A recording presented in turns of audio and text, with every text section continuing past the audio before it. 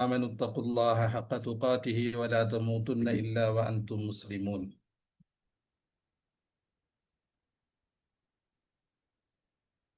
പ്രിയപ്പെട്ട സഹോദരന്മാരെ, കുവൈത്ത് കേരള ഇസ്ലാഹി സെന്റർ അതിൻ്റെ വേനൽ അവധിക്കാല ക്യാമ്പയിൻ്റെ ഭാഗമായി അഖീദയുമായി ബന്ധപ്പെട്ട ഒരു കിതാബ് ചർച്ച ചെയ്യണമെന്നാവശ്യപ്പെടുകയും അതിൻ്റെ അടിസ്ഥാനത്തിൽ നമ്മൾ ഇന്ന് ഷെയ്ഖുൽ ഇസ്ലാം മുഹമ്മദ് ബിൻ അബ്ദുൽ വഹാബിൻ്റെ ഉസൂലുസ് സലാസ എന്ന കിതാബ് തുടങ്ങുകയാണ്. അല്ലാഹു സുബ്ഹാനഹു വ തആല നല്ല നിലയിൽ തുടങ്ങുവാനും നമ്മൾ ഉദ്ദേശിച്ചതുപോലെ അവസാനിക്കുവാനും തൗഫീഖ് ചെയ്ത് അനുഗ്രഹിക്കുമാറാവട്ടെ. സഹോദരന്മാരെ, ഉസൂലുസ് സലാസ എന്ന് പറയുന്ന ഗ്രന്ഥം, ആ ഗ്രന്ഥം രചിച്ചത് ഷെയ്ഖുൽ ഇസ്ലാം മുഹമ്മദ് ഇബ്നു അബ്ദുൽ വഹാബാണ്. അതുകൊണ്ട് തന്നെ അദ്ദേഹത്തെക്കുറിച്ച് ഈ കിതാബ് തുടങ്ങുന്നതിൻ്റെ മുമ്പ് ഒന്ന് പരിചയപ്പെടൽ അത്യാവശ്യമാണ്. കാരണം അഹ്ലുസുന്നയുടെ ശത്രുക്കളായ ആളുകൾ, ബിദഈ പ്രസ്ഥാനക്കാർ ഷെയ്ഖുൽ ഇസ്ലാമിനെ കുറിച്ച് പരിചയപ്പെടുത്തുന്നത്, അവരുടെ കോളേജുകളിലും പള്ളികളിലൊക്കെ പരിചയപ്പെടുത്തുന്നത് വളരെ വികലമായ രൂപത്തിലുള്ള പരിചയപ്പെടുത്തലാണ്. ഒരു മദ്രസ പഠിപ്പിക്കാൻ പോലും പറ്റാത്ത വ്യക്തി അത്രയും ഇൽമില്ലാതെ ജനങ്ങളെ കാഫിറാക്കി, ജനങ്ങളെ കൊന്നൊടുക്കിയ, അതിന് നേതൃത്വം നൽകിയ ഏറ്റവും മോശപ്പെട്ട മനുഷ്യൻ എന്നുള്ള നിലയിലാണ് ബിദഈ പ്രസ്ഥാനക്കാർ അദ്ദേഹത്തെ പരിചയപ്പെടുത്തുന്നത്. അതുകൊണ്ട് തന്നെ അദ്ദേഹം ആരാണ്, അദ്ദേഹത്തിൻ്റെ അറിവ് എന്താണ് എന്നൊക്കെ നാം അറിയൽ നമുക്ക് ബാധ്യതയാണ്. അതുകൊണ്ട് ക്ലാസിൻ്റെ തുടക്കത്തിൽ ചുരുക്കത്തിൽ അതുമായി ബന്ധപ്പെട്ട് ചില കാര്യങ്ങൾ സംസാരിക്കാൻ ആഗ്രഹിക്കുകയാണ്. അദ്ദേഹത്തിൻ്റെ പേര് മുഹമ്മദ് എന്നാണ്. ഇബ്നു അബ്ദുൽ വഹാബ്. അബ്ദുൽ വഹാബ് അദ്ദേഹത്തിൻ്റെ പിതാവിൻ്റെ പേരാണ്. ഇബ്നു സുലൈമാൻ ഇബ്നു അലി ബിൻ മുഹമ്മദ് ബിൻ അഹമ്മദ് ബിൻ റാഷിദ് ബിൻ ബരീദ് ബിൻ മുഹമ്മദ് ബിൻ മുഷ്രിഫ് ബിൻ അംറു മിൻ ബനി തമീം. ബനു തമീം ഗോത്രത്തിൽപ്പെട്ട ആളാണ്. ഇതാണ് അദ്ദേഹത്തിന്റെ പരമ്പര. അദ്ദേഹം ജനിച്ചത് ഉയൈന എന്ന സ്ഥലത്ത് ഹിജ്റ 1115 അദ്ദേഹം ജനിക്കുന്നത്. ഉയൈന എന്ന സ്ഥലത്ത് 1115 അദ്ദേഹം ജനിക്കുന്നത്. അദ്ദേഹം ജനിക്കുന്ന വീട്, കുടുംബമൊക്കെ ഇൽമിൻ്റെയും ഷറഫിൻ്റെയും പരിപൂർണമായ ദീൻ ഉൾക്കൊള്ളുന്ന വലിയൊരു കുടുംബത്തിലാണ് അദ്ദേഹം ജനിക്കുന്നത്. അദ്ദേഹത്തിൻ്റെ പിതാവ് വലിയ പണ്ഡിതനാണ്. അതുപോലെ തന്നെ അദ്ദേഹത്തിൻ്റെ വല്ലിപ്പ നജിദിലെ അന്നത്തെ കാലത്തെ ഏറ്റവും വലിയ പണ്ഡിതനാണ്. അങ്ങനെയുള്ള പണ്ഡിത കുടുംബത്തിലാണ് അദ്ദേഹം ജനിക്കുന്നത്. അദ്ദേഹം വിശുദ്ധ ഖുർആൻ മനഃപ്പാഠമാക്കുന്നത് 10 വയസ്സ് പൂർത്തിയാകുന്നതിൻ്റെ മുമ്പാണ്. 10 വയസ്സ് പൂർത്തിയാകുന്നതിൻ്റെ മുമ്പ് തന്നെ വിശുദ്ധ ഖുർആൻ അദ്ദേഹം മനഃപ്പാഠമാക്കി. മാത്രമല്ല ഫിഖ്ഹിലും അതുപോലെ തന്നെ ഹദീസിലുമൊക്കെ അദ്ദേഹം പാണ്ഡിത്യം നേടി. അദ്ദേഹം അറിവ് നേടാൻ വേണ്ടി പല രാജ്യങ്ങളിലും സന്ദർശിച്ചു. അതിൽപ്പെട്ടതാണ് മക്കയിൽ അദ്ദേഹം പോയിട്ടുണ്ട്. മക്കയിലെ പണ്ഡിതന്മാരിൽ നിന്ന് അദ്ദേഹം അറിവ് പഠിച്ചിട്ടുണ്ട്. മദീനയിലെ പണ്ഡിതന്മാരിൽ നിന്നും അദ്ദേഹം അറിവ് നേടിയിട്ടുണ്ട്. മദീനയിലെ ഏറ്റവും വലിയ പ്രശസ്തനായ ഒരു പണ്ഡിതനാണ് അന്നത്തെ അൽ-അല്ലാമ അഷെയ്ഖ് അബ്ദുല്ലാഹിബിൻ ഇബ്രാഹിം ഷമ്മരി എന്ന് പറയുന്ന പണ്ഡിതൻ അദ്ദേഹത്തിൻ്റെ ഏറ്റവും പ്രധാനപ്പെട്ട ഉസ്താദാണ്. ഈ ഉസ്താദിൻ്റെ അബ്ദുല്ലാഹിബിൻ ഇബ്രാഹിം ഷമ്മരി എന്ന് പറയുന്ന പണ്ഡിതന്റെ മോനും അൽ ഫറളി അഷഹീർ ബി ഇബ്രാഹിം ഷമ്മരി എന്ന പേരിൽ അറിയപ്പെടുന്ന അൽ ഫറളി എന്ന് പറയുന്ന പണ്ഡിതൻ, അദ്ദേഹവും ഇദ്ദേഹത്തിൻ്റെ ഉസ്താദാണ്. അതുപോലെ തന്നെ മദീനയിൽ വെച്ചുകൊണ്ട് അദ്ദേഹം ഒരു ഹദീസ് പണ്ഡിതനെ പരിചയപ്പെട്ടു. ഏറ്റവും പ്രസിദ്ധനായ അന്നത്തെ ഹദീസ് പണ്ഡിതൻ മുഹമ്മദ് ഹയാതു സിന്ദി എന്ന് പറയുന്ന അദ്ദേഹത്തിൽ നിന്ന് ഹദീസ് പഠിക്കുകയും ഹദീസിന്റെ സനദിനെ കുറിച്ച്, റിജാലുകളെ കുറിച്ച് പഠിക്കുകയും ഹദീസുമായി ബന്ധപ്പെട്ട അദ്ദേഹത്തിന് ഇജാസത്ത് ലഭിക്കുകയും ചെയ്തത് ഈ പണ്ഡിതനിൽ നിന്നാണ്. അങ്ങനെ ഏറ്റവും വലിയ രൂപത്തിൽ ഇൽമു നേടിയ, അറിവ് നേടിയ വലിയ പണ്ഡിതനാണ് ഷെയ്ഖുൽ ഇസ്ലാം മുഹമ്മദ് അബ്ദുൽ വഹാബ് എന്ന് പറയുന്ന മഹാപണ്ഡിതൻ.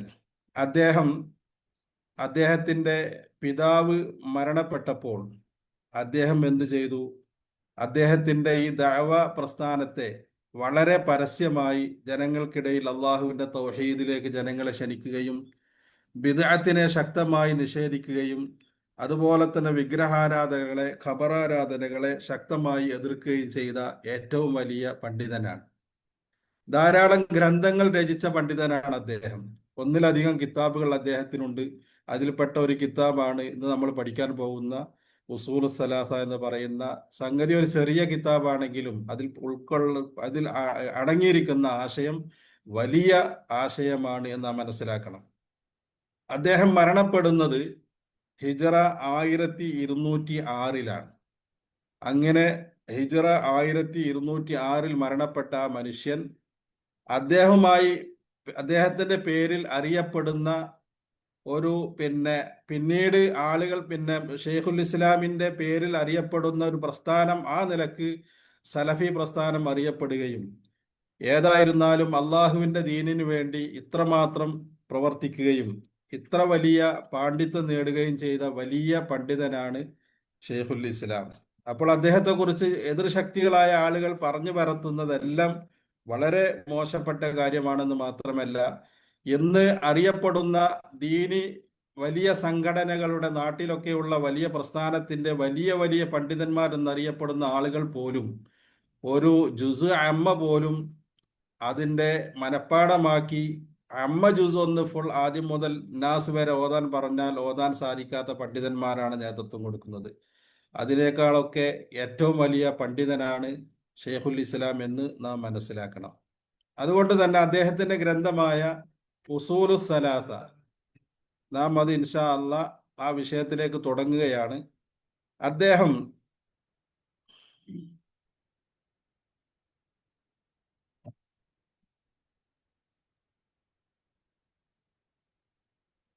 ബിസ്മില്ലാഹിർ റഹ്മാനിർ റഹീം, അദ്ദേഹം ബിസ്മി ചൊല്ലിയതിന്റെ ശേഷം പിന്നീട് അദ്ദേഹം പറയുന്നത് ഇഅ്ലം റഹിമക്കല്ലാഹ്, ഇഅ്ലം റഹിമക്കല്ലാഹ്, ഇഅ്ലം നീ അറിയണം, റഹിമക്കല്ലാഹ് അള്ളാഹു നിനക്ക് അനുഗ്രഹം ചൊരിയട്ടെ എന്നുള്ള ഈ കിതാബ് വായിക്കുന്ന, പഠിക്കുന്ന ആളുകൾക്ക് വേണ്ടി അദ്ദേഹം പ്രാർത്ഥിക്കുകയാണ്.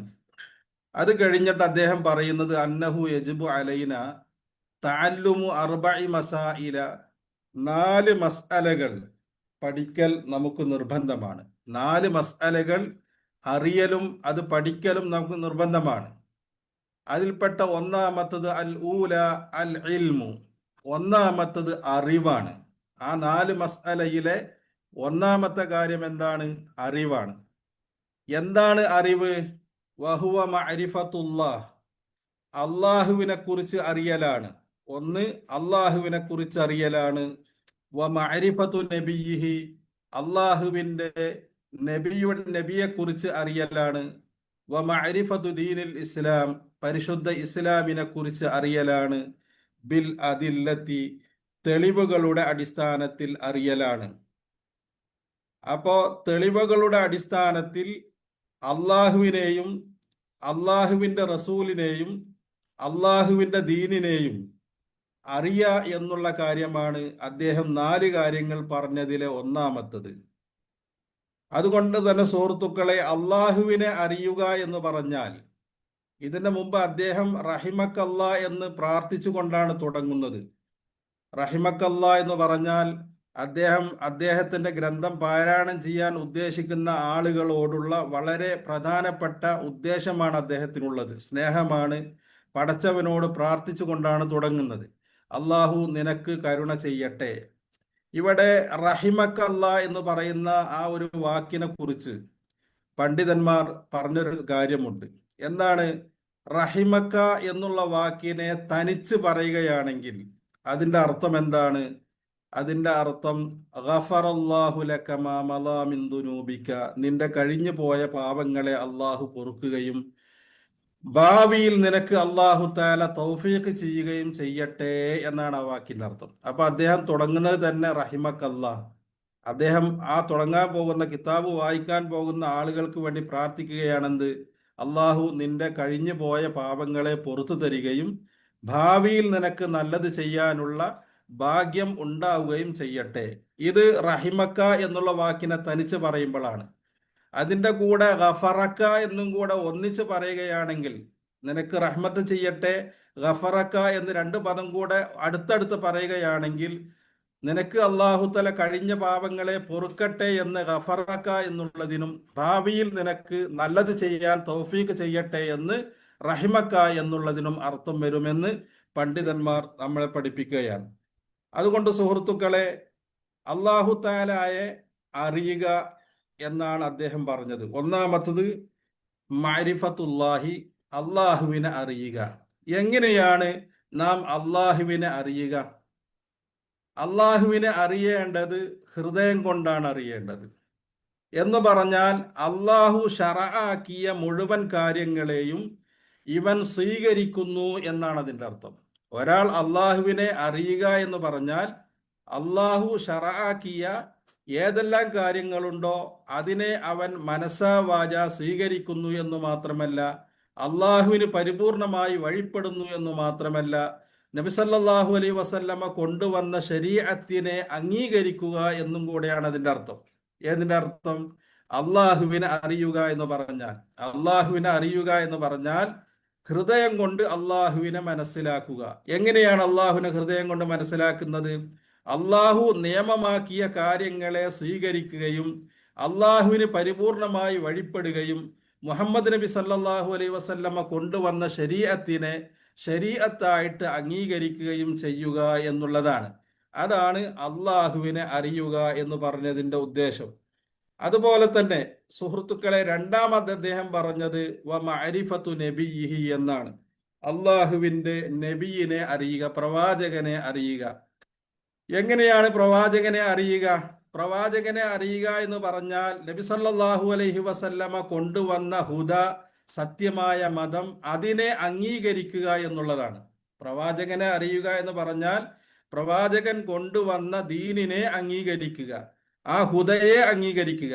അതുപോലെ തന്നെ റസൂലുള്ളാഹി സംസാരിക്കുന്ന ഏതൊരു കാര്യത്തെയും സത്യമാക്കുക, അള്ളാഹുവിന്റെ കൽപ്പനക്ക് വഴിപ്പെടുക, അള്ളാഹുവിന്റെ റസൂൽ വിരോധിച്ച എന്തൊരു കാര്യമുണ്ടോ അതിനെ വെടിയുകയും ചെയ്യുക, അള്ളാഹുവിന്റെ റസൂലിന്റെ ശരീഅത്തിനെ പൊരുത്തപ്പെട്ട് സ്വീകരിക്കുക.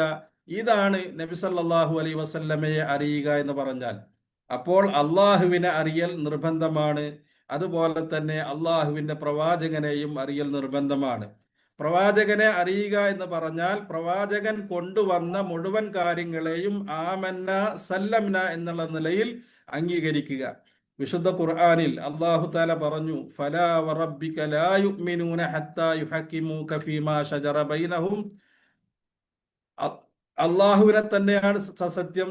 ആരും തന്നെ പ്രവാചകനെ പിന്നെ തർക്കത്തിന്റെ വിഷയത്തിൽ പ്രവാചകനെ വിധികർത്താവാക്കുന്നത് വരെ ആരും വിശ്വാസികളാവുകയില്ല. മാത്രമല്ല, പ്രവാചകൻ വിധിച്ചൊരു കാര്യത്തിൽ പിന്നീട് അവർക്ക് തർക്കമുണ്ടാവുകയും ഇല്ല എന്ന് വിശുദ്ധ ഖുർആനിൽ അല്ലാഹു തആല പറയുന്നു. അതുപോലെ തന്നെ മറ്റൊരായത്തിൽ അല്ലാഹു പറഞ്ഞു, ഇന്നമാ കാന ഖൗലൽ മുഅ്മിനീന ഇദാ ദുഉ ഇലല്ലാഹി വറസൂലിഹി ലിയഹ്കുമ ബൈനഹും അൻ യഖൂലു സമിഅനാ വഅതഅനാ വഉലൈക ഹുമുൽ മുഫ്ലിഹൂൻ. വിശ്വാസികളുടെ വാക്ക് അള്ളാഹുവിലേക്കും പ്രവാചകനിലേക്കും അവരെ വിളിക്കപ്പെട്ടാൽ, അവർക്കിടയിൽ പ്രവാചകൻ വിധി പറയാൻ വേണ്ടി വിളിക്കപ്പെടുകയാണെങ്കിൽ അവർ പറയും സമിഅന വഅതഅന, ഞങ്ങൾ കേട്ടിരിക്കുന്നു, ഞങ്ങൾ വഴിപ്പെട്ടിരിക്കുന്നു. ഈ രൂപത്തിൽ മുഹമ്മദ് നബി സല്ലല്ലാഹു അലൈഹി വസല്ലമയെ അംഗീകരിക്കുകയും അറിയുകയും ചെയ്യുന്നതിനാണ് നബി സല്ലല്ലാഹു അലൈഹി വസല്ലമയെ അറിയുക എന്ന് പറഞ്ഞുകൊണ്ട് ഉദ്ദേശം. അതുപോലെ തന്നെ വീണ്ടും അദ്ദേഹം പറഞ്ഞു, മഅരിഫത്തു ദീനിൽ ഇസ്ലാം, പരിശുദ്ധ ഇസ്ലാമിനെ അറിയണം. പരിശുദ്ധ ഇസ്ലാമിനെ അറിയുക എന്ന് പറഞ്ഞാൽ പരിശുദ്ധ ഇസ്ലാമിനെ അറിയൽ രണ്ട് തരത്തിൽ അറിയാം. ഒന്ന്, ആമായ അർത്ഥത്തിൽ പരിശുദ്ധ ഇസ്ലാമിനെ മനസ്സിലാക്കാം. അതുപോലെ തന്നെ ഖാസായ അടിസ്ഥാനത്തിലും പരിശുദ്ധ ഇസ്ലാമിനെ മനസ്സിലാക്കാം. എന്താണ് ആമായ അടിസ്ഥാനത്തിൽ പരിശുദ്ധ ഇസ്ലാമിനെ മനസ്സിലാക്കുക എന്ന് പറഞ്ഞാൽ, അതായത് അള്ളാഹു സുബ്ഹാനഹു വ തആല പ്രവാചകന്മാരെ അയച്ചത് മുതൽ അന്ത്യനാൾ വരെയുള്ള ദീൻ, പ്രവാചകന്മാരെ അള്ളാഹു തആല ആദം നബി അലൈഹിസ്സലാമിന്റെ ശരീഅത്ത് മുതൽ മഹാനായ മുഹമ്മദ് നബി സല്ലല്ലാഹു അലൈഹി വസല്ലമയുടെ ശരീഅത്ത് വരെയുള്ള കാര്യങ്ങൾ അംഗീകരിക്കുക എന്ന് പറഞ്ഞാൽ, പ്രവാചകന്മാർ മുഴുവനും ഒരേ അഖീദയാണ് പ്രബോധനം ചെയ്തിട്ടുള്ളത്. എല്ലാവരും ലാ ഇലാഹ ഇല്ലല്ലാഹിലേക്കാണ് ക്ഷണിച്ചിട്ടുള്ളത്. പക്ഷേ പ്രവാചകന്മാരുടെ ശരീഅത്ത് വ്യത്യാസമുണ്ട്. ഓരോ പ്രവാചകന്മാരുടെയും ശരീഅത്ത് നിയമങ്ങൾക്ക് വ്യത്യാസമുണ്ടാകും. പക്ഷേ അഖീദയുടെ വിഷയത്തിൽ, വിശ്വാസത്തിന്റെ വിഷയത്തിൽ എല്ലാ പ്രവാചകന്മാരും ലാ ഇലാഹ ഇല്ലല്ലാഹിലേക്കാണ് ക്ഷണിച്ചിട്ടുള്ളത്. അതാണ് ആമായ അടിസ്ഥാനത്തിൽ ഇസ്ലാമിനെ മനസ്സിലാക്കുക എന്ന് പറഞ്ഞാൽ.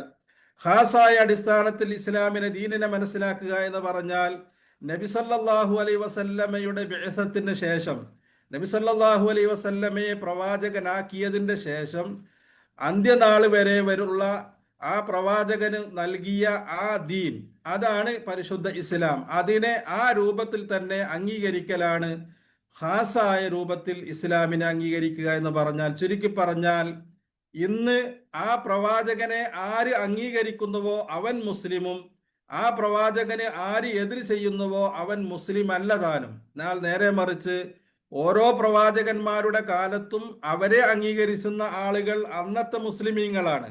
ഉദാഹരണത്തിന് ജൂതന്മാർ മൂസാ നബി അലൈഹിസ്സലാമിന്റെ കാലത്ത് ജൂതന്മാർ മുസ്ലിമീങ്ങളാണ്. നസാറാക്കൾ ഈസാ നബി അലൈഹിസ്സലാമിന്റെ കാലഘട്ടത്തിൽ മുസ്ലിമീങ്ങളാണ്.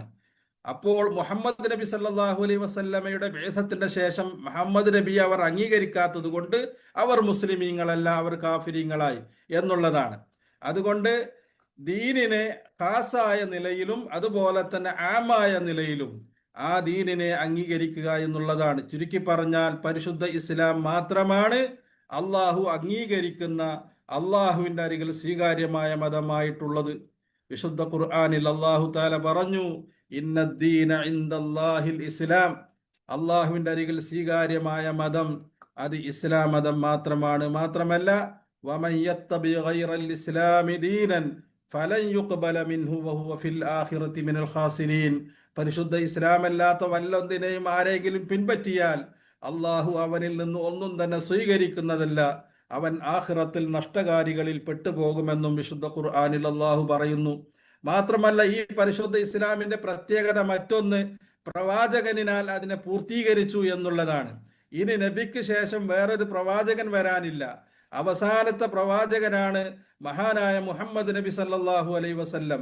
വിശുദ്ധ ഖുർആനിൽ അള്ളാഹു പറഞ്ഞു, അൽയൗമ അക്മൽതു ലക്കും ദീനക്കും വഅത്മംതു അലൈക്കും നിഅമതി വറളീതു ലക്കുമുൽ ഇസ്ലാമ ദീന.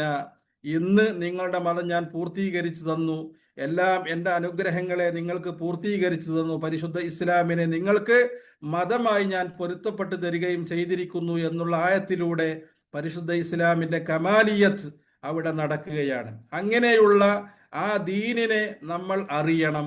അതുപോലെ അള്ളാഹുവിനെ അറിയണം, പ്രവാചകനെയും അറിയണം. എങ്ങനെയാണ് അറിയേണ്ടത്? ബിൽ അദില്ല, തെളിവുകളുടെ അടിസ്ഥാനത്തിലാണ് അറിയേണ്ടത്. തെളിവുകളുടെ അടിസ്ഥാനത്തിലാണ് നാം അറിയേണ്ടത്. എന്താണ് തെളിവുകൾ? അള്ളാഹു സുബ്ഹാനഹു വ തആല നൽകിയ വഹയിലൂടെ വന്ന വിശുദ്ധ ഖുർആനും തിരുസുന്നത്തും. ഖുർആനിലൂടെ നാം അള്ളാഹുവിനെ അറിയണം, ഖുർആനിലൂടെ നാം നബിയെ അറിയണം, ഖുർആനിലൂടെ നാം ദീനിനെ അറിയണം. അതുപോലെ തന്നെ ഖുർആനിലൂടെ നാം പ്രവാചകനെ അറിയണം, ഖുർആനിലൂടെ നാം ദീനിനെ അറിയണം. ഖുർആനിലൂടെ തന്നെയാണ് നാം പ്രവാചകനെയും സുന്നത്തിലൂടെയുമാണ് അറിയേണ്ടത്. അപ്പോൾ ചുരുക്കി പറഞ്ഞാൽ ദലീലുകളുടെ അടിസ്ഥാനത്തിൽ അറിയണം എന്നുള്ളതാണ്. നിങ്ങൾ നോക്ക്, വിശുദ്ധ ഖുർആനിൽ മഹാനായ മുഹമ്മദ് റസൂലുള്ളാഹി സല്ലല്ലാഹു അലൈഹി വസല്ലമയെ കുറിച്ച് ദലീലായി വന്നത് വിശുദ്ധ ഖുർആനിൽ അല്ലാഹു തആല പറയുന്നത് കാണാം. മുഹമ്മദുർ റസൂലുള്ളാഹി വല്ലദീന മഅഹു അശിദ്ദാഉ അലൽ കുഫാരി എന്ന് പറയുന്ന സൂറത്തുൽ ഫത്ഹിലെ ആയത്ത്, അത് മുഹമ്മദ് നബി പ്രവാചകനാണ് എന്നുള്ളതിന്റെ തെളിവാണ് വിശുദ്ധ ഖുർആനിൽ. അതുപോലെ തന്നെ വമാ മുഹമ്മദുൻ ഇല്ലാ റസൂലുൻ ഖദ് ഖലത് മിൻ ഖബ്ലിഹി റുസുലു എന്ന് തുടങ്ങുന്ന ആയത്ത്, ഇതൊക്കെ വിശുദ്ധ ഖുർആനിൽ നബി സല്ലല്ലാഹു അലൈഹി വസല്ലമ പ്രവാചകനാണ് എന്ന് വന്നതിനുള്ള തെളിവാണ്. അപ്പോൾ ഒന്നാമത്തത് അദ്ദേഹം പറഞ്ഞ 4 കാര്യങ്ങളിലെ ഒന്നാമത്തെ കാര്യം എന്താണ്? അറിയലാണ്. എന്താണ് അറിയുക? അള്ളാഹുവിനെ അറിയലാണ്, അതുപോലെ നബിയെ അറിയലാണ്, ദീനിനെ അറിയലാണ്. എങ്ങനെ അറിയുക? തെളിവുകളുടെ അടിസ്ഥാനത്തിൽ അറിയുക എന്നുള്ളതാണ്. രണ്ടാമത് നമ്മൾ അറിയൽ നിർബന്ധമായ മറ്റേ കാര്യം ഏതാണ്? അൽ അമലു ബിഹി. ആ അറിഞ്ഞ കാര്യം കൊണ്ട് നമ്മൾ അമൽ ചെയ്യുക എന്നുള്ളതാണ്. അള്ളാഹുവിനെ അറിഞ്ഞാൽ, പ്രവാചകനെ അറിഞ്ഞാൽ, ദീനിനെ അറിഞ്ഞാൽ അത് നാം അമലിൽ കൊണ്ടുവരിക എന്നുള്ളതാണ് ഒരു വിശ്വാസിയുടെ രണ്ടാമത്തെ കാര്യം. അമലിലൂടെ നാം അതിനെ കൊണ്ടുവരണം. എങ്ങനെയാണ് അമലിലൂടെ നാം അതിനെ കൊണ്ടുവരുന്നത്? നാം നമ്മുടെ ജീവിതത്തിൽ അതിനെ പ്രവർത്തിച്ചു കൊണ്ടിരിക്കണം. പ്രവർത്തനം ഒരു വിശ്വാസിയെ സംബന്ധിച്ചിടത്തോളം അള്ളാഹുവിനെ അറിയുക, അള്ളാഹുവിന്റെ റസൂലിനെ അറിഞ്ഞാൽ, ദീനിനെ അറിഞ്ഞാൽ അവന്റെ മനസ്സിൽ അവർക്ക് വഴിപ്പെടുക, അതനുസരിച്ച് ജീവിക്കാൻ സാധിക്കുക എന്നുള്ളത് വളരെ വളരെ വളരെ എത്രയും അതിന്റെ മനസ്സിൽ അത് വരും എന്നുള്ളതാണ്. ചുരുക്കി പറഞ്ഞാൽ അള്ളാഹു കൽപ്പിച്ച കാര്യങ്ങളെ അവനിക്ക് വഴിപ്പെടുക, അള്ളാഹു വിരോധിച്ച കാര്യങ്ങളെ വിരോധിക്കുക. ഇബാദാത്തുകൾ 2 തരമുണ്ട്. ഏതാണ് 2 തരം? ഒന്ന് അൽ ഇബാദാത്തുൽ ഖാസ, പ്രത്യേകമായ ഇബാദത്തുകൾ, ഓരോ വ്യക്തികളും ചെയ്യേണ്ട ആരാധനകൾ, നിസ്കാരം, നോമ്പ്, ഹജ്ജ്, ഇതാണ് ഇബാദാത്തുൽ ഖാസ എന്ന് പറയുക. മറ്റൊരു ഇബാദാത്താണ് വൽ ഇബാദാത്തുൽ മുതഅദ്ദിയ, നാം ചെയ്യുന്ന ആരാധന മറ്റുള്ളവരിലേക്ക് വിട്ടുകിടക്കും. ഏതുപോലെ? കൽ അംരി ബിൽ മഅറൂഫി വന്നഹി അനിൽ മുങ്കർ, നന്മ കൽപ്പിക്കുക, ചീത്ത വിരോധിക്കുക, അള്ളാഹുവിന്റെ മാർഗത്തിൽ ജിഹാദ് ചെയ്യുക, ഇതൊക്കെ മറ്റുള്ളവരിലേക്ക് നമ്മളിൽ നിന്ന് വിട്ടുകിടക്കുന്ന ആരാധനയാണ്. ഇങ്ങനെ 2 രൂപത്തിലുള്ള ആരാധനയുണ്ട്. ചുരുക്കി പറഞ്ഞാൽ ഏതൊരു ആരാധനയും ഈ പറഞ്ഞ അറിവിന്റെ അടിസ്ഥാനത്തിലേ പറ്റുകയുള്ളൂ. അറിവില്ലാതെ ഒരാൾ അമൽ ചെയ്യുകയാണെങ്കിൽ അവർ നസാറാക്കൾക്ക് സാദൃശ്യമാണ്. ഇനി അറിവുണ്ടായിട്ട് അവൻ അമൽ ചെയ്തിട്ടില്ല എങ്കിൽ അവന് ജൂതന്മാരോടും സാദൃശ്യമാണ് എന്ന് പണ്ഡിതന്മാർ നമ്മോട് പറയുന്നുണ്ട്. അതുപോലെ സുഹൃത്തുക്കളെ, മൂന്നാമത്തത് നാം അറിയേണ്ടത് അദ്ദഅവതു ഇലൈഹി എന്നാണ്. ആ ദീനിലേക്ക് ക്ഷണിക്കുക. അള്ളാഹുവിനെ അറിഞ്ഞാൽ, പ്രവാചകനെ അറിഞ്ഞാൽ, ദീനിനെ അറിഞ്ഞാൽ അതിലേക്കുള്ള ക്ഷണം നമ്മളിൽ നിന്നുണ്ടാവണം എന്നുള്ളതാണ്. അള്ളാഹുവിന്റെ റസൂലിന്റെ കൽപ്പന പ്രകാരം അള്ളാഹുവിന്റെ ശരീഅത്തിലേക്ക് നാം ജനങ്ങളെ ക്ഷണിച്ചു കൊണ്ടിരിക്കുക എന്നുള്ളത് ഒരു വിശ്വാസിയുടെ ബാധ്യതയാണ്. ശരീഅത്തിലേക്ക് ക്ഷണിക്കുമ്പോൾ, അള്ളാഹുവിന്റെ ദീനിലേക്ക് ദഅവത്ത് നടത്തുന്ന സമയത്ത് 3 കാര്യങ്ങൾ നമ്മൾ ശ്രദ്ധിക്കേണ്ടതുണ്ട്. അതെന്താണ്? വിശുദ്ധ ഖുർആനിൽ അല്ലാഹു തആല പറയുന്നു, ഉദ്ഉ ഇലാ സബീലി റബ്ബിക ബിൽ ഹിക്മതി വൽ മൗഇളത്തിൽ ഹസനതി വജാദിൽഹും ബില്ലതി ഹിയ അഹ്സൻ. നീ നിന്റെ റബ്ബിന്റെ മാർഗത്തിലേക്ക് ജനങ്ങളെ ക്ഷണിക്കേണ്ടത് ഹിക്മത്ത് ഉപയോഗിക്കണം ആദ്യം.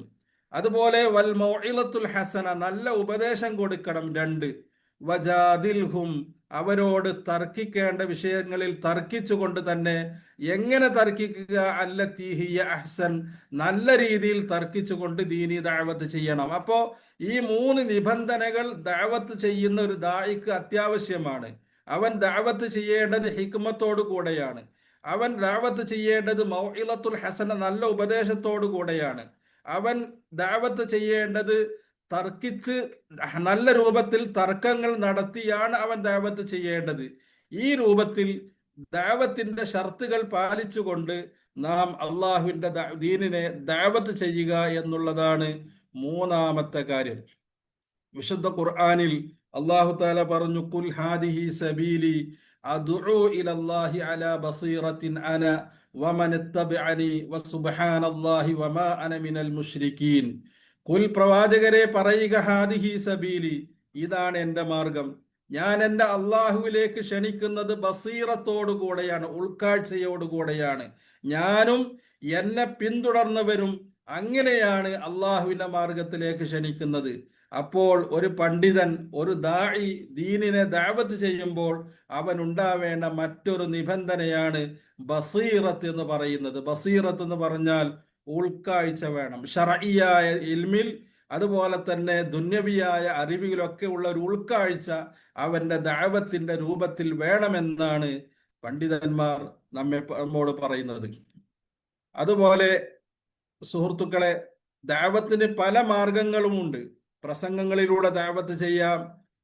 അതുപോലെ തന്നെ റിസാല എഴുതിയിട്ട് പ്രബന്ധം അവതരിപ്പിച്ചുകൊണ്ട് ദഅവത്ത് ചെയ്യാം. പല നിലക്കും അള്ളാഹുവിന്റെ മാർഗത്തിലേക്ക് ദഅവത്ത് ചെയ്യാൻ പറ്റും. ദഅവത്ത് എന്ന് പറയുന്നത് അംബിയ മുർസലീങ്ങളുടെ ജോലിയാണ്. ദഅവത്ത് അംബിയ മുർസലുകളുടെ ജോലിയാണ്. അതുപോലെ തന്നെ ആ പ്രവാചകന്മാരോട് പിൻപറ്റിയ ഇഹ്സാന് കൊണ്ട് പിൻപറ്റിയ അവരുടെയും മാർഗമാണ് യഥാർത്ഥത്തിൽ ദഅവത്ത് എന്ന് പറയുന്നത്. ചുരുക്കി പറഞ്ഞാൽ, ഒരു മനുഷ്യൻ അവന്റെ മഅബൂദിനെയും അവന്റെ പ്രവാചകനെയും അവന്റെ ദീനിനെയും അറിഞ്ഞു കഴിഞ്ഞാൽ അള്ളാഹുവിന്റെ തൗഫീഖ് കൊണ്ട് അവന് വന്നെത്തും. അവന് കിട്ടിയ ഈ ഭാഗ്യം അവന് കിട്ടാത്ത ആളുകൾക്കും കൂടെ എത്തിച്ചു കൊടുക്കണമല്ലോ എന്നുള്ള തേട്ടം അവനിൽ ഉണ്ടാകും. അതുകൊണ്ടാണ് ദഅവത്ത് എത്ര വലിയ പ്രാധാന്യമുള്ളതാവാൻ കാരണം. മഹാനായ അലി റളിയല്ലാഹു അൻഹുവിനോട് റസൂലുള്ളാഹി സ്വല്ലല്ലാഹു അലൈഹി വസല്ലമ ഖൈബർ യുദ്ധത്തിന്റെ അന്ന് പറഞ്ഞൊരു സംഭവമുണ്ട്. അദ്ദേഹം ദഅവത്തിന് അലി റളിയല്ലാഹു അൻഹുവിനെ പറഞ്ഞയച്ചതിന് ശേഷം അദ്ദേഹത്തോട് പറയുന്നുണ്ട്, നബി സല്ലല്ലാഹു അലൈഹി വസല്ലമ, ഫവല്ലാഹി ലഅൻ യഹ്ദിയല്ലാഹു ബിക റജുലൻ വാഹിദൻ ഖൈറുൽ ലക മിൻ ഹുമരിൻ നഅം. അപ്പോ എന്താണ്, നിന്നെ കൊണ്ട് അല്ലാഹു തആല ഒരാൾക്ക് ഹിദായത്ത് കൊടുക്കാൻ സാധിക്കുകയാണെങ്കിൽ നിനക്ക് ചുവന്ന ഒട്ടകത്തേക്കാൾ ഏറ്റവും നല്ല ഖൈറാണ് എന്ന് നബി സല്ലല്ലാഹു അലൈഹി വസല്ലമ അലിയോട് പറയുന്നുണ്ട്. ചുവന്ന ഒട്ടകം എന്ന് പറയുന്നത് അറബികൾക്കിടയിൽ വലിയ പ്രാധാന്യമുള്ള, വലിയ വിലമതിക്കാത്ത, വലിയ പ്രാധാന്യമുള്ള ഒട്ടകമാണ്. അതിനേക്കാളൊക്കെ പ്രാധാന്യമാണ് നിനക്കൊണ്ട് ഒരാൾ അല്ലാഹു തആല ഹിദായത്തിലേക്കാക്കുക എന്നുള്ളത്. അതുപോലെ റസൂലുള്ളാഹി പറഞ്ഞു, മൻ ദഅ ഇലാ ഹുദാ കാന ലഹു മിനൽ അജ്രി മിസ്ല ഉജൂരി മൻ തബിഅഹു ലാ യൻഖുസു ദാലിക മിൻ ഉജൂരിഹിം ഷൈആ. ആരെങ്കിലും നീ ഹിദായത്തിലേക്ക് ക്ഷണിക്കുകയാണെങ്കിൽ അവന് ആ ഹിദായത്ത് പിൻപറ്റിയ ആൾ ചെയ്യുന്ന അദ്ദേഹത്തിന് കിട്ടുന്ന പ്രതിഫലം പോലത്തെ പ്രതിഫലം നിനക്കും ലഭിക്കും, അദ്ദേഹത്തിന്റെ പ്രതിഫലത്തിൽ നിന്നൊരു സംഗതിയും കുറയാതെ. അതുപോലെ ആരെങ്കിലും ദലാലത്തിലേക്ക്, വഴികേടിലേക്ക് ആരെങ്കിലും ക്ഷണിക്കുകയാണെങ്കിൽ അവനും അതുപോലെ അവൻ ചെയ്യുന്ന തെറ്റുകളെ അതിന്റെ പാപഭാരം ഇവനിക്കും ലഭിക്കുമെന്ന് റസൂലുള്ളാഹി സ്വല്ലല്ലാഹു അലൈഹി വസല്ലമ പറയുകയാണ്. അതുകൊണ്ട് സുഹൃത്തുക്കളെ, ദഅവത്ത് എന്ന് പറയുന്നത് മൂന്നാമതായി നാം അറിയേണ്ട കാര്യമാണ്. നാലാമത്തെ കാര്യം അദ്ദേഹം നമ്മോട് പറയുന്നത് അസ്സബറു അലൽ അദാ ഫീഹി എന്നാണ്.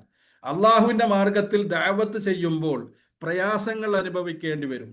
അങ്ങനെ പ്രയാസങ്ങൾ അനുഭവിക്കുന്ന സമയത്ത് അതിനെ ക്ഷമിക്കാൻ സാധിക്കുക എന്നുള്ളതാണ്. പ്രയാസങ്ങൾ വരുമ്പോൾ ആ പ്രയാസങ്ങളെ ക്ഷമിച്ച് ഉറച്ചു നിൽക്കാൻ സാധിക്കുക എന്നുള്ളതാണ്. അതും കൂടെ വരുമ്പോഴാണ് ഈ 4 കാര്യങ്ങൾ പരിപൂർണമാവുകയുള്ളൂ. ഒന്ന്, അള്ളാഹുവിനെ അറിയുക, അവന്റെ ദീനിനെ അറിയുക, അവന്റെ പ്രവാചകനെ അറിയുക. രണ്ടാമത് അതിലേക്ക് എന്താണ് ജനങ്ങളെ ക്ഷണിക്കുക. അതുപോലെ തന്നെ ആ ക്ഷണിക്കുന്ന സമയത്ത് പ്രയാസങ്ങൾ ഉണ്ടാകുമ്പോൾ ആ പ്രയാസങ്ങളെ ക്ഷമിച്ച്, വളരെ പ്രയാസത്തെ ക്ഷമിച്ചുകൊണ്ട് നിൽക്കാൻ സാധിക്കുക എന്നുള്ളതും കൂടെ അതിൽപ്പെട്ടതാണ്.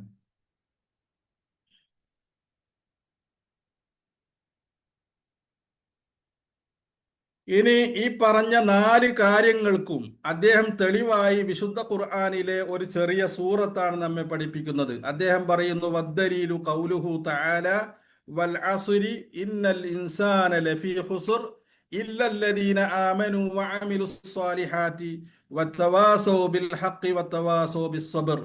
അല്ലാഹു തആല കാലത്തെ പിടിച്ച് സത്യം ചെയ്തിട്ട് അല്ലാഹു പറയുകയാണ്, ഇന്നൽ ഇൻസാന ലഫീ ഖുസ്ർ, മനുഷ്യർ നഷ്ടത്തിലാണ്. ആരൊഴികെ?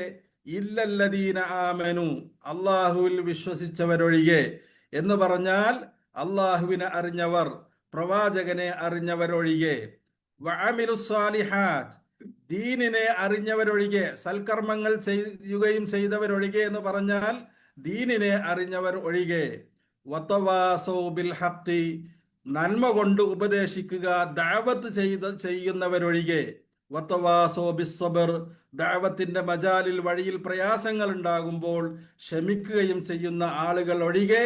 മറ്റുള്ള മുഴുവൻ ആളുകളും വളരെ നഷ്ടത്തിലാണ് എന്ന് വിശുദ്ധ ഖുർആനിൽ അല്ലാഹു തആല പറഞ്ഞപ്പോൾ ഈ ആയത്തിൽ തന്നെ, ഈ സൂറത്തിൽ തന്നെ അദ്ദേഹം പറഞ്ഞു വെച്ച ആ 4 കാര്യങ്ങൾക്ക് തെളിവാണ്. ഒന്ന്, മനുഷ്യർ മഹാനഷ്ടത്തിലാണ്, ഇല്ലല്ലദീന ആമനു, വിശ്വാസികൾ ഒഴികെ. വിശ്വാസികൾ എന്ന് പറഞ്ഞാൽ അള്ളാഹുവിൽ വിശ്വസിച്ചവർ, അള്ളാഹുവിനെ അറിഞ്ഞവരൊഴികെ, പ്രവാചകനെ അറിഞ്ഞവരൊഴികെ, വഅമിലു സ്വാലിഹാത്ത്, സൽക്കർമ്മങ്ങൾ ചെയ്തവരൊഴികെ എന്ന് പറഞ്ഞാൽ ദീനിനെ മനസ്സിലാക്കിയവരൊഴികെ എന്നർത്ഥം. വതവാസോ ബിൽ ഹഖി, സത്യത്തെ ഉപദേശിക്കുന്നവരൊഴികെ എന്ന് പറഞ്ഞാൽ ആ ദീനിനെ ദഅവത്ത് ചെയ്യുന്നവരൊഴികെ എന്നർത്ഥം. വതവാസോ ബിസ്സബ്ർ, ക്ഷമ കൈക്കൊള്ളുന്നവർ എന്ന് പറഞ്ഞാൽ ദീനിന്റെ ദഅവത്തിന്റെ മാർഗത്തിൽ പ്രയാസങ്ങൾ സഹിക്കുന്ന ആളുകൾ. ഇവരൊഴികെ മറ്റുള്ള ആളുകൾ എല്ലാവരും പ്രയാസത്തിലാണ്, മഹാ നഷ്ടത്തിലാണ് എന്ന് അദ്ദേഹം പറയുകയാണ്. അതുകൊണ്ട് സുഹൃത്തുക്കളെ, അദ്ദേഹം നമ്മോട് പറഞ്ഞ ഈ 4 കാര്യങ്ങൾ വളരെ വ്യക്തമായി നമ്മൾ മനസ്സിലാക്കുകയും അത് ഉൾക്കൊണ്ടുകൊണ്ട് നമ്മൾ ജീവിക്കുകയും ചെയ്യണമെന്ന് ഉണർത്തുകയാണ്. അള്ളാഹു സുബ്ഹാനഹു വ തആല തൗഫീഖ് ചെയ്ത് അനുഗ്രഹിക്കുമാറാവട്ടെ. നമ്മളിൽ രോഗികളായ പല ആളുകളുമുണ്ട്. രോഗികൾക്ക് വേണ്ടി പ്രാർത്ഥിക്കാൻ വേണ്ടി പറഞ്ഞിട്ടുണ്ട്. റഹ്മാനായ അള്ളാഹുവെ, ഞങ്ങളിൽ രോഗികൾക്ക് നീ ശിഫ നൽകണമേ. റഹ്മാനെ, ഞങ്ങളിൽ മരണപ്പെട്ടു പോയ മാതാപിതാക്കൾ, ഞങ്ങളുടെ സഹോദരങ്ങൾ, ഞങ്ങളുടെ കുടുംബക്കാർ, ഞങ്ങളുടെ ബന്ധുക്കൾ, റഹ്മാനെ, ഞങ്ങളെയും അവരെയും നീ സ്വർഗത്തിൽ ഒരുമിച്ച് കൂട്ടണമേ. റഹ്മാനെ, അവരുടെയും ഞങ്ങളുടെയും പാപങ്ങളെ നീ പുറത്തു തരണമേ. റഹ്മാനെ, പരിശുദ്ധ ഇസ്ലാമിൽ അടിയുറച്ച് ജീവിച്ച് കലിമത്തു തൗഹീദ് ഉച്ചരിച്ച് മരിക്കുന്ന യഥാർത്ഥ ഭാഗ്യവാന്മാരിൽ ഞങ്ങളെ നീ ഉൾപ്പെടുത്തണമേ. അല്ലാഹുവേ, ربنا آتنا في الدنيا حسنة وفي الآخرة حسنة وقنا عذاب النار. اللهم صل على محمد وعلى آل محمد. الحمد لله رب العالمين. السلام عليكم ورحمة الله وبركاته.